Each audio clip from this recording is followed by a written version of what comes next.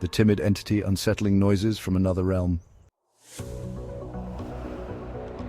What if the noise is being caused by a conscious entity from another realm or dimension that's capable of manipulating our physical space, but is also surprisingly timid and avoids detection by falling silent whenever someone approaches? Let's explore this intriguing possibility. Imagine a parallel dimension existing in tandem with our own, yet operating under different physical laws. This realm is inhabited by entities that have evolved to navigate and manipulate their environment in ways that defy our understanding of physics.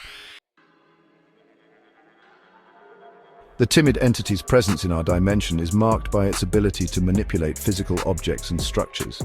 It can create vibrations, movements, and sounds that are perceivable to us. However, its interactions are not limited to mere manipulation. It seems to be exploring and experimenting with our physical reality. Despite its capabilities, the timid entity exhibits a peculiar behavior.